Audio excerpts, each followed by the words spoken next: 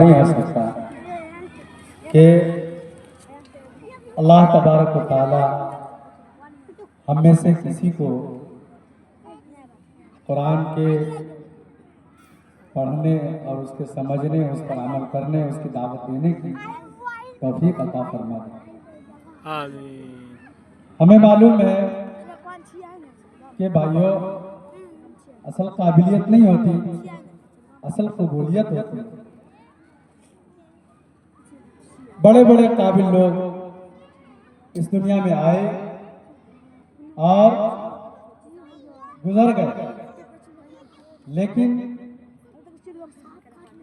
اصل قبولیت ہوتی ہے کہ اللہ تبارک و تعالی جسے قبول کرتا ہے اس کے لیے راستہ بھی ہموار کر دیتا ہے اور کام بھی آسان کر دیتا ہے۔ اسی لیے اللہ پاک سے قبولیت مانگنی چاہیے اور اخلاص کے ساتھ عمل کرنے کی کوشش کرنی چاہیے کہ اللہ تبارک و تعالیٰ کی مدد اور اللہ تبارک و تعالیٰ کی نصرت عمل کرنے والا اپنے سامنے پائے اور آخرت میں جو اعزاز و اکرام اور عزت سے اسے نوازا جائے گا۔ آپ نے حضرات مقررین کرام کی زبان سے اس کو سنا۔ اخیر میں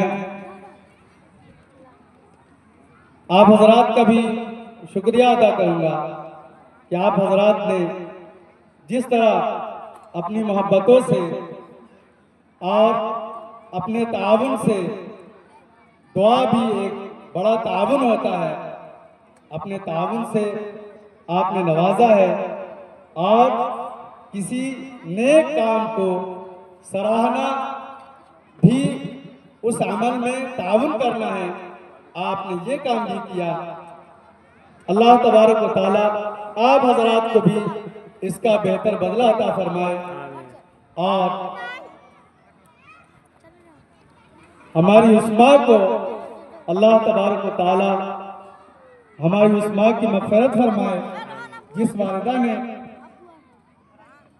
ہر ممکن کوشش کی اور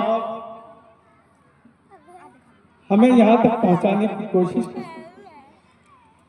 ہمارے والد محترم کو اللہ تبارک و تعالیٰ صحت دے، عافیت دے اور ان کو بہتر سے بہتر جزائے خیر عطا فرمائے کہ ہمیشہ ہماری رہنمائی کرتے ہیں اور اپنی ہمدردی، اپنی دعاؤں سے ہمیں نوازتے ہیں۔